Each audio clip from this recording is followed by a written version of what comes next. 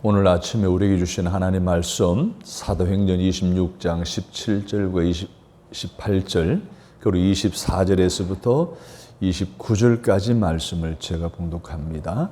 이스라엘과 이방인들에게서 내가 너를 구원하여 그들에게 보내어 그 눈을 뜨게 하여 어둠에서 빛으로 사단의 권세에서 하나님께로 돌아오게 하고 죄 사함과 나를 믿어 거룩하게 된 무리 가운데서 기업을 얻게 하리라 하더이다.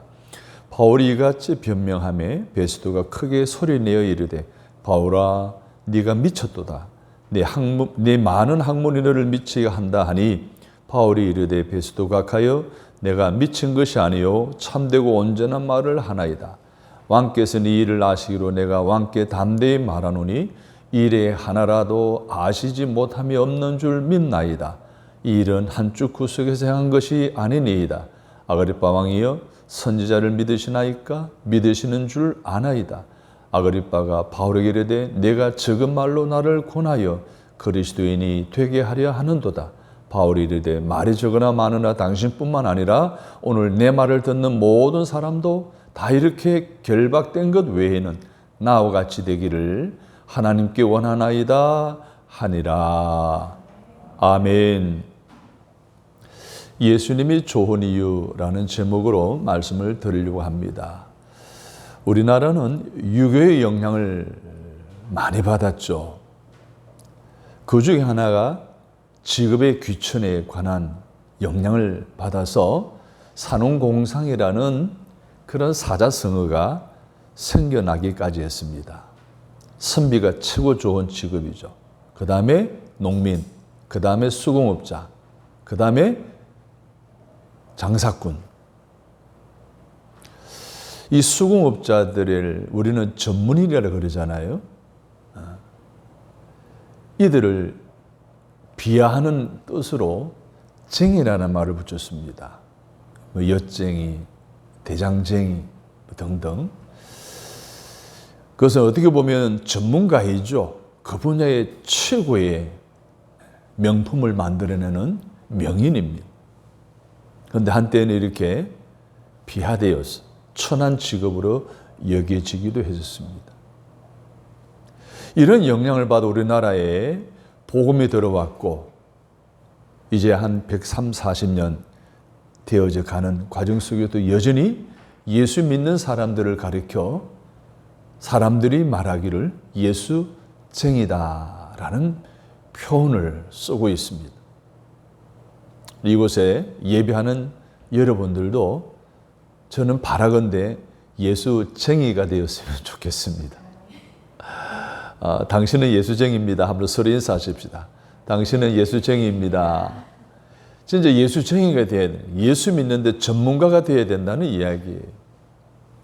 저도 청년 시절에 예수를 열심히 믿을 때에 가족으로부터도 또 친구들로부터도 이웃 어른들로부터도 예수쟁이라는 별명을 듣고 신앙생활을 했습니다. 왜 그런가 하니 예수 믿기 이전에는 저를 찾으려면 마을 곳곳에 찾아다녀야 했습니다. 근데 예수 믿은 이후로 저를 찾으려면 쉽게 찾을 수 있어요. 어디 가면 찾을 수 있었어요? 교회 가면 찾을 수 있었어요. 예배란 예배, 모임이란 모임, 프로그램이란 모든 프로그램을 빠진 적이 없어요. 교회에서 살다시피 했어요.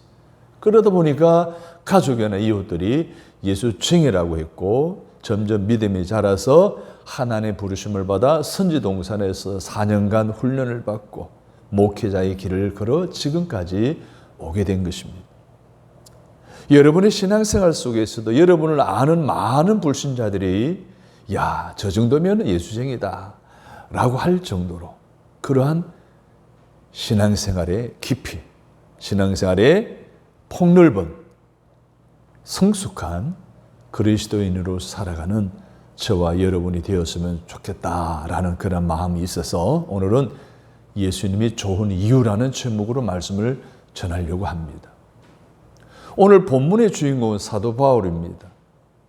베스도 각하 앞에서 변호하는 가운데 야, 너 미친놈이다 라는 소리를 듣습니다.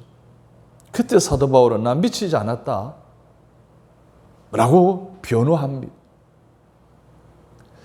사랑하는 여러분, 바울을 바라볼 때 너 이 미친놈이구나 라고 할 만한 충분한 이유가 있어요. 왜냐하면 사도 바울은 학자 중 율법학자였습니다. 유대인 중에 유대인이었어요. 또 재정적으로 경제적으로도 굉장히 풍성한 직업을 가지고 있는 사람이었습니다. 그런 그가 모든 걸 다 내려놓고 모든 걸 다 내팽개치고 예수만 바라보고 예수님을 따라가고 예수님을 닮아가기 위해서 몸부림치는 그의 모습을 보고 사람들은 미쳤다라고 말했던 거예요. 과연 그가 미친 사람인지 정상적인 사람인지를 오늘 사도 바울의 스스로의 고백을 통해서 우리는 확인해 볼 수가 있습니다. 사실 이렇게 사도 바울이 미친 사람이라고 별명을 이렇게 들을 수 있었던 이유가 있는데, 그 이유가 바로 언제 어디서나 어떤 상황 속에서도 크리스천으로서의 정체성, 그리고 예수 믿는 사람들의 전문성에 있어서 자신감이 넘치는 당당한 사람이었다는 거예요. 그래서 로마 총독 앞에서도 당당했고, 아그리파 왕 앞에서도 당당했고, 그리고 유대인들 앞에서뿐만 아니라 이방인들 앞에서도 여전히 당당한 사람이었습니다. 도덕적으로도 그랬고 경제적으로도 깨끗한 사람이었습니다. 그런데 사람들은 그를 그렇게 보지를 않았습니다. 오늘 본문에도 바울아 네가 미쳤도다라고 말한 거예요. 너 미친놈이다라는 거예요, 한마디로 말하면. 근데 베스도 총독이 바라볼 때는 답답하고 아깝고 미친 사람이었을 분명해요. 왜냐하면 아까 말씀대로 정통 유대인이었어요. 당시 석학이었던 가말레엘 문화에서 교육받는 제자였습니다. 그는 천막업을 경영하는 꽤 풍부한 경제력이 있는 사람이었어요. 그런데 그가 이 모든 것을 포기하고 예수님께 미쳐서 여기 가도 예수, 저기 가도 예수, 감옥에서도 예수, 왕 앞에서도 총독 앞에서도 예수, 집 안에서도 집 밖에서도 끊임없이 어떤 상황, 어떤 장소에서 예수만 바라보고 예수만 전하고 예수만 따르는 사람이었어요. 완전히 미치지 않고는 할 수 없는 하나님의 일을 사도 바울은 하고 있었던 것입니다. 성공 출세를 마다했습니다. 부귀영화를 마다하고 고생길을 걷고 있었습니다. 그러한 사도 바울을 바라본 베스도 총독이 야 사울아 네가 미쳤구나 라고 이야기를 한 거예요. 그러나 바울은 결코 미치광이가 아니었습니다. 여러분 신약성경 27권입니다. 마태복음부터 요한계시록까지 27권의 절반 가까이를 바로 사울이 썼습니다. 미친 사람이 글을 쓸 수 있나요? 27권의 내용을 보게 되면 거기에 기독교 신학이 다 들어있어요. 기독론, 교회론, 성령론, 구원론, 그것 속에 다 들어있는 거예요. 신학이 완전히 정립시켜 놓은 것이 그가 쓴 모든 성경 내용에서 기록되어져 있습니다. 그러니까 그는 미친 사람도 아니에요. 정신이 이상한 사람도 아니에요. 그는 예수께 미친 예수쟁이였습니다. 그는 왜 그토록 좋은 세상의 조건을 다 포기하고 예수를 선택했을까요? 예수께 미친 사람이라는 소리를 들으면서 살아갔을까요? 그에게 있어서 예수님은 너무 좋은 분이었기 때문에 그렇습니다.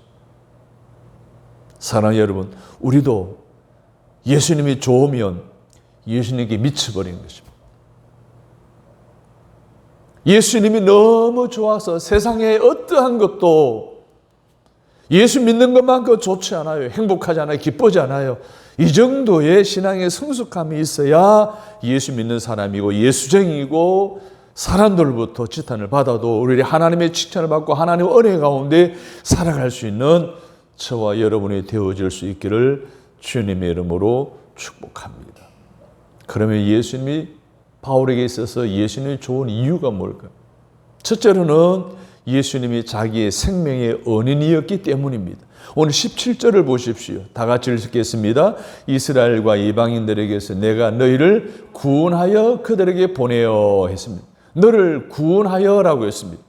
그래서 그 눈을 뜨게 하여 어둠에서 빛으로 사단의 권세에서 하나님께로 돌아오게 하셨다라고 말하고 있습니다. 본래 예수님을 만나기 전에 사도 바울의 희망은 주의 종이 되는 것 아니었습니다. 선교사가 되는 것도 아니었습니다.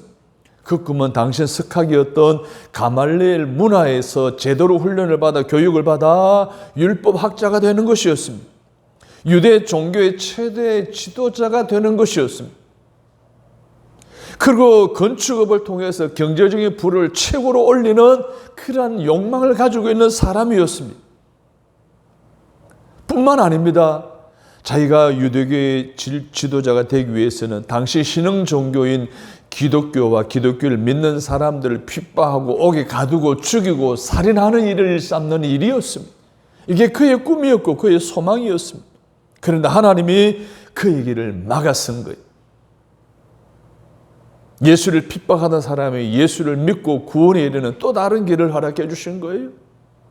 어둠에서 빛으로 나아가게 하고 사단의 권세에 묶여있다가 하나님께로 돌이키는 일들을 감당하는 역할을 하게 하는 일이었던 것입니다. 예수를 믿고 난 이후 그는 그 진리를 깨닫게 되었고 복음을 전하다가 고난을 당하여 아그리빠 왕 앞에서 변호할 기회를 얻어서 자기가 다메섹 도상에서 예수를 만나게 된 체험을 간증하며 영원한 생명을 세상에 전하기 위해 부름을 받은 사람이라는 사실을 고백하고 있는 내용이 오늘 본문의 말씀이에요. 여러분, 우리에게 은인 중에 가장 큰 은인이 누구예요? 생명의 은인입니다. 친구 중에 가장 좋은 친구는 누구예요? 나로 말미암아 예수 믿게 한 친구예요. 저도 기친이라는 친구가 있었어요. 교회 옆에 집이었던 저에게 그 친구가 찾아와서 훌륭한 강사님이 오셨으니 집회에 한번 참여하자 라는 것이 계기가 되어서 교회에 나가게 되었고 신앙생활을 하게 되었던 거예요. 저의 생명의 은인인 그 기친이라는 친구예요. 사랑하는 우리 예수님은 누구십니까? 오늘 사도 바울이 고백한 대로 예수님은 어둠에서 빛 가운데로 나를 인도하신 분이에요. 사단의 권세에 묶여있던 나를 하나님께로 돌이키게 하는 그런 이유인이 바로 예수님이 영원히 죽을 수밖에 없는 나를 그 지옥에서 끄집어내어서 천국으로 인도하시는 분이에요. 내 대신 그러기 위해 십자가에 죽으신 분이고 새로운 세계를 보게 하셨고 새로운 인생을 살게 해주시고 지옥에서 천당으로 나를 이끌어 주신 분이 예수님이에요. 그런 예수님이 좋을까요? 좋을까요? 좋을 수밖에 없죠. 나를 물속에 죽을 수밖에 없는 나를 끄집어낸 친구가 있어요. 그 친구가 좋을 수밖에 없는 거. 나를 지옥에서 천국으로 이끌어 주신 분이에요. 그분이 예수님이라고 내가 믿음을 갖는다면 우리는 그분이 좋을 수밖에 없어요. 어찌 예수님이 안 좋을 수 있을까요? 이쯤 되면 우리에게 들려지는 마음에서 들려오는 찬양이 있습니다. 예수님이 좋은 걸 어떡합니까? 예수님이 좋은 걸 어떡합니까? 세상에 어떤 것도 바꿀 수 없네. 예수님이 좋은 걸 어떡합니까?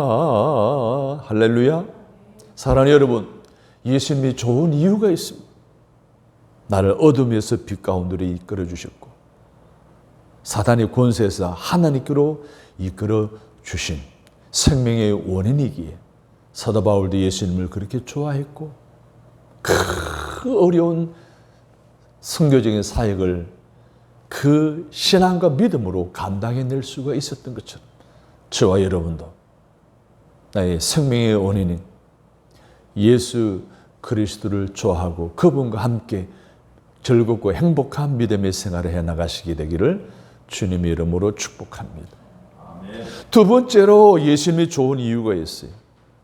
예수님이 진짜 예수님이기 때문에 그래요. 진짜가 있고 가짜가 있습니다. 당시에도 진짜 예수가 있고 가짜 예수가 참 많았어요. 요즘도 이단에서는요, 사이비 종교에서는 내가 예수다라고 주장하는 이들이 많이 있습니다. 가짜 예수들이. 진짜인지 가짜인지 구별할 수 있는 그런 영적인 안목이 여러분에게 있기에 이 진짜 예수를 믿는 거룩한 소망교회 여러분 나와 앉아 계신 거예요. 그래서 아무 교회만 가면 되는 게 아니에요. 이단에 가면 구원이 없어요. 가짜에 가도요, 믿음에 헛 믿는 거예요. 구원에 이르지 못하는 거예요. 그래서 진짜 예수를 믿어야 돼요. 그래서 그 당시에도 진짜와 가짜를 구별하기 위해서 예수님 이름 앞에 나사렛 예수라고 한 거에 따라서 합니다. 나사렛 예수. 나사렛이라는 동네에서 태어난 예수라는 뜻이에요. 지금도 아마 이 시간에 KBS 1TV에서는 TV 진품 명품 프로그램을 하고 있을 거예요.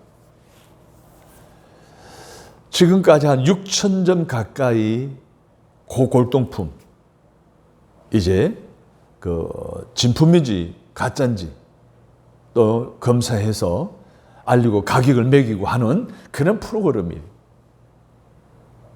한 분은 청자 기법으로 만든 장구 도자기가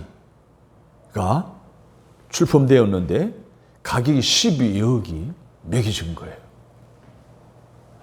그래서 왜 이렇게 비싸냐라고 물었더니 이건 우리나라에 7개 아니면 8개밖에 없는 희귀한 장구라는 거예요. 그리고 이 장구는 모양이 좀 특이하잖아요. 그래서 이걸 진흙을 빚어서 만들기가 굉장히 어렵다는 거예요. 그래서 많지도 않고 희귀하고 또 최고의 기술자들만이 만들어낼 수 있는 것이기 때문에 그렇게 가치가 있다, 비싸다라는 거예요. 또 어느 해에서는 이단 김은호 화백이 그린 그림이 있는데 가격이 1원으로 매겨진 거예요. 그래서 왜 이런이냐라고 했더니 그는 영자를 영혼이라는 표기할 수가 없어서 1원으로 했다는 거예요. 왜 그러냐 했더니 그 그림이 모사한 거래요. 그리고 뺏긴 그림이라는 거죠. 가짜 그림이라는 거예요. 그럼 12억과 1억의 차이가 뭐예요?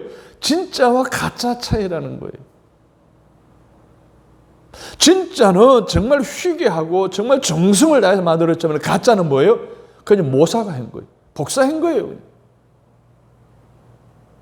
사랑하는 여러분, 우리 신앙생활에도 그렇습니다.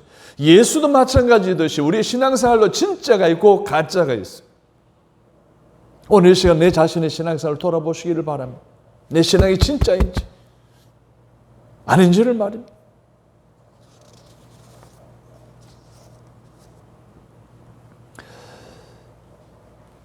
제가 이전에 목회하던 그 지방에서 목회자들이 선교순례를 터키로 다녀왔어요.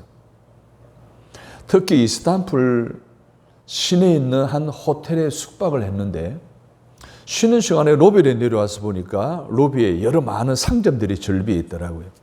쭉 구경을 하는데 시계점이 있어요. 아, 신기하다 해서 들어가 보니까 더 시계예요. 근데 그곳에 보니까 롤렉스 시계가 있는 거예요. 금색이다. 다이아몬드 박히고. 진짜 롤렉스 시계인 거예요. 진품과 똑같은 거예요. 야, 이건 얼마일까 하고 가격을 보니까, 물어보니까 2, 3만 원이면 살 수 있대요. 그래서 같이 일행 중에 또 아니고 호텔에 묵은 사람들 가운데 그걸 사고 쓸고 막 이렇게 좋아하는 사람 있고 막 거래하는 사람들이 있음을 봤어요. 근데 문제는 뭔가 하면 이게 1년을 못 간다는 거예요. 1년 정도 되면 뭐예요? 시간도 틀리고 다 틀리고 고장이 나서 나중에 결국 버릴 수밖에 없다는 거예요. 더 기가 막힌 것은 중국에서 만든 것도 싸다는 거예요. 이태리에서 만든 건 좀 비싸고. 나중에 더 알고는 서울 가까운 지역에서도 살 수 있대. 그런 거 가짜는. 한 번은 지중해에 침몰한 배에 한 15년이 지난 배에서 롤렉스 시계가 하나 나왔어요. 그런데 그것을 발견한 사람이 그걸 건드니까 시계가 가더라는 거예요. 바닷물 속에 15년 지나도 진짜 롤렉스는 시간이 가는 거예요. 가짜는요, 화려해도 결국 시간이 틀리는, 아무 가치가 없게 되는 거예요. 사랑하는 여러분, 신앙도 가짜와 진짜가 비슷합니다. 예? 할렐루야 아멘 하는 것도 같고요, 말투도 태도도 언행심사도 거의 비슷해요. 구분이 안 돼요. 그러나 그 속에 예수님이 있으면 진짜고 예수님이 없으면 가짜예요. 10년이 지나도 여전히 시간에 잘 맞고 흔들면 더 잘 가는 것이 진짜 롤렉스 시계인 것처럼 10년, 50년이 지나도 변질되지 않는 신앙, 아무리 거칠은 광야 같은 환경 속에 믿음의 생활에도 자리를 지키는 철저한 믿음의 생활하는 사람이 진짜 신앙인이라는 거예요. 오늘 본문에 나오는 사도 바울의 신앙이 진짜 신앙인 줄로 믿으시기 바랍니다. 진짜 예수인 나사렛 예수를 다메섹 도상에서 만났고 그를 따르기로 다짐했던, 그래서 이전의 세상 가치관을 다 포기하고 성경적인 가치관을 동료로 삼아 죽어도 살아도 예수, 감옥에 갇혀도 풀려나도 예수, 성공해도 예수, 망해도 예수, 오늘도 내일도 여전히 예수를 전하는 그러한 사람이 될 수 있었던 건 바로 사도 바울이 진짜 신앙인이었기 때문인 줄로 믿으시기 바랍니다. 여기 오늘 본문에 나오는 사도 바울뿐만 아니라 오늘 예배하는 나도 진짜 나사렛 예수를 그렇게 진짜로 믿을 수 있었던 불명하고 불변하는 진리가 있습니다. 그것은 그 예수께서 나를 어둠에서 빛 가운데로 이끌어 주신 거예요. 사단의 권세에서 하나님께로 돌이키게 해주신 거예요. 할렐루야. 아멘. 예수님이 나에게 영원한 생명과 영원한 구원과 영원한 길을 주셨다는 거예요. 그래서 우리는 그분을 사랑하고 그분을 높이고 그분을 자랑할 수밖에 없는 거예요. 사도 바울처럼.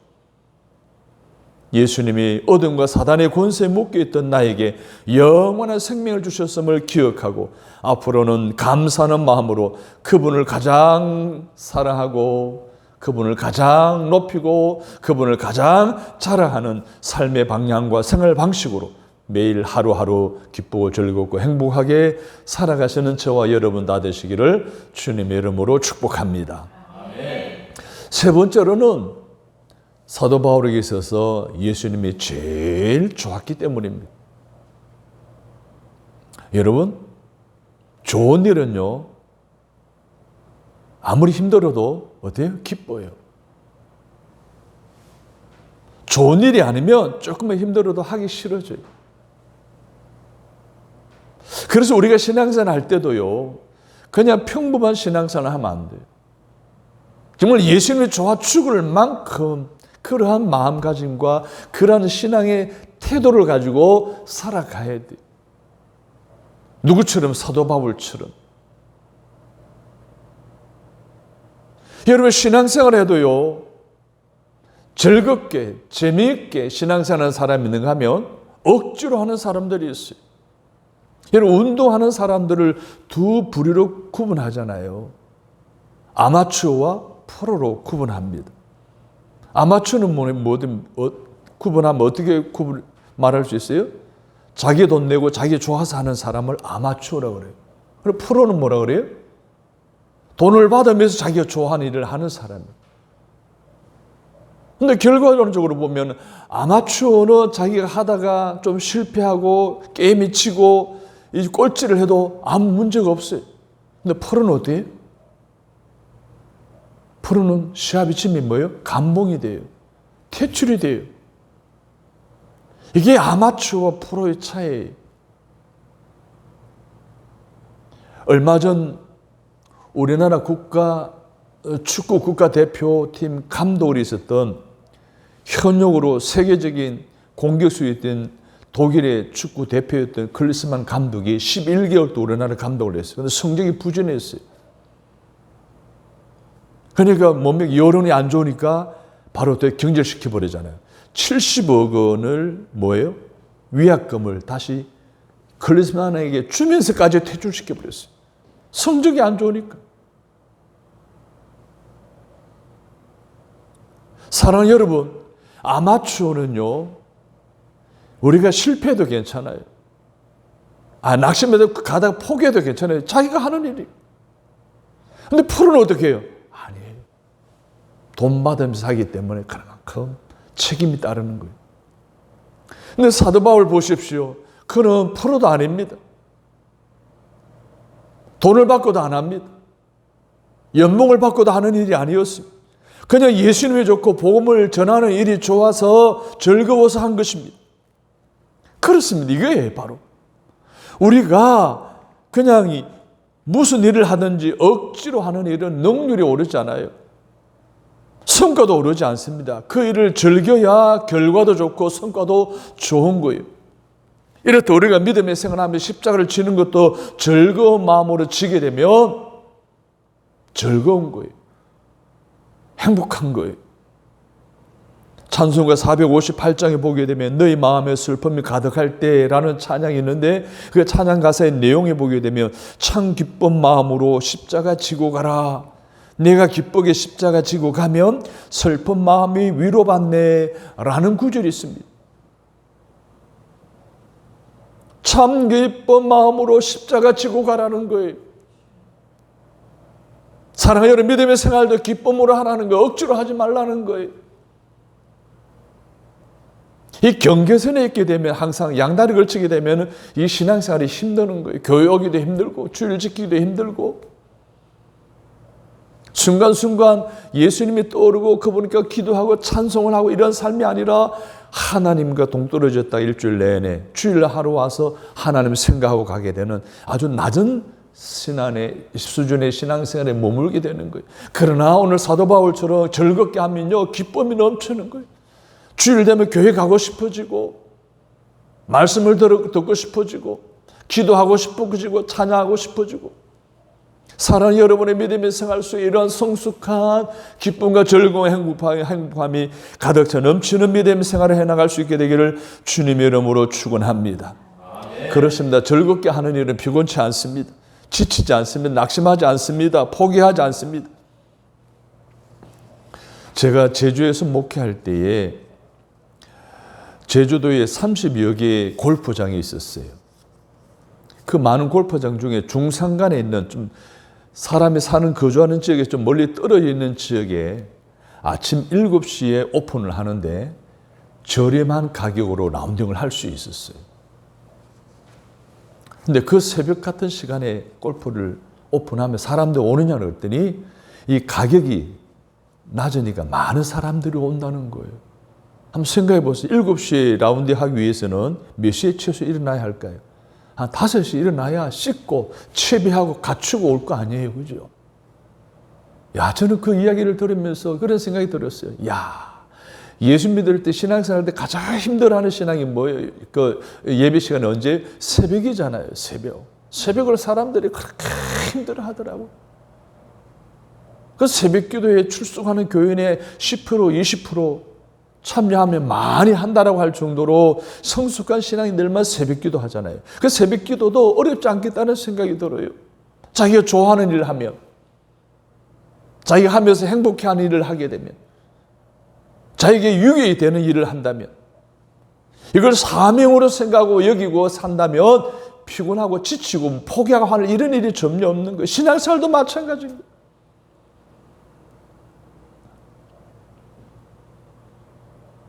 신앙생활하면 이것이 기쁜 일이라고 여기고 즐거운 일이라고 여기고 나에게 유익한 일이고 반드시 해야 될 일로 인식하고 주님이 좋고 주님이 주신 사명이 귀하다는 믿음을 갖는다면 우리도 믿음의 생활 가운데 못할 일이 없다는 거예요. 힘들어할 일이 없다는 거예요. 그래서 사도 바울은 매를 맞아도 좋고 밥을 굶어도 좋고 감옥에 갇혀도 좋고 풍랑을 만나도 좋고 그래서 끊임없이 찬송하며 즐겁게 신앙생활을 할 수 있었던 것입니다. 뭐 그렇다고 해서 일부러 매를 맞고 일부러 고난을 당하고 할 필요는 없죠. 그러나 예수님이 좋은 사람들은 예수님 때문에 겪어야 할 일들이 겁나지 않는다는 거예요.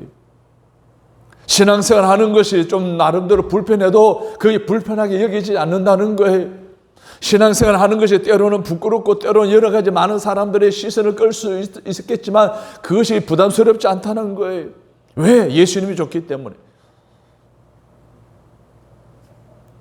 난 예수가 좋다고, 난 예수가 좋다고, 주를 사랑한다던 바울의 고백처럼 난 예수가 참 좋다고. 할렐루야. 예수가 좋다는 고백, 이것이 내 삶 속에서 끊임없이 되어지는 사도 바울 같은 성숙한 신앙인으로 살아가시기를 주님의 이름으로 축복합니다. 저는 여러분이 이 시간 묻습니다.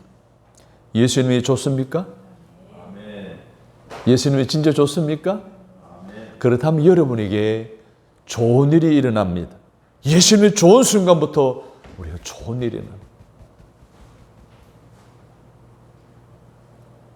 예수 믿는 믿음의 생활이 좋아질 때까지 성숙하게 우리가 진일보하게 된다면 좋은 일이 생기게 되는 거예요. 하나님의 은혜가 끊이지 않게 되는 거예요. 어떤 좋은 일이 생긴 줄 아세요? 예수님이 좋으면 세상이 좋아져. 예수님이 좋으면 친구들이 좋아져. 예수님이 좋으면 나와 관련된 모든 사람들이 좋아지는. 예수님이 좋아지면 교회도 좋아지고 교회도 오고 싶어지는. 예수가 좋으면 책임과 사명도 좋아지는 거예요. 그래서 아무리 바쁘고 힘들어도 예배를 드릴 수 있는 시간이 없을 정도로 바쁘고 힘들어라도 예배가 좋아지게 되는 거예요. 아무리 미워 보기 싫은 사람이 교회 안에 덕실거려도 그냥 같이 함께 신앙생활을 하는 게 좋아지는 거예요. 예수님이 좋으면 다 좋아지는 거예요. 아무리 직임과 사역이 힘들어 다 내려놓고 싶을 정도로 교회 일로 인해서 부담이 스럽고 어려움이 있다 할지라도 그 사역이 좋아지는 거예요. 예수님이 안 좋으니까 그 모든 게 다 싫어지는 거예요. 멀어지는 거예요. 책임이 따르는 사역의 현장이 더욱 좋아지고 때로는 죄인들이 우글거리는 교회 안에 그 공동체가 좋아지고 함께 믿음의 생활하고 함께 신앙생활하는 그 아름다운 삶이 좋아지는 그런 영적인 은혜와 경험을 하는 저와 여러분이 되어지기를 주님의 이름으로 축복합니다. 그래서 예수님이 좋아지면 모든 관계가 다 좋아진다는 것을 기억하시고 예수님이 좋아질 정도의 그러한 신앙의 진일보가 여러분의 있기를 주님의 이름으로 축복합니다. 에베소서 6장 24절에 사도 바울이 한 말 제가 읽어드리면서 결론의 말씀을 드리려고 합니다. 우리 주 예수 그리스도를 변함없이 사랑하는 모든 자에게 은혜가 있을지어다. 예수님을 사랑하는 이들에게 뭐가 임한다고요? 은혜가 임하는 거예요. 예수님이 좋으면 좋은 일이 일어나는 거예요. 은혜가 임하는 거예요.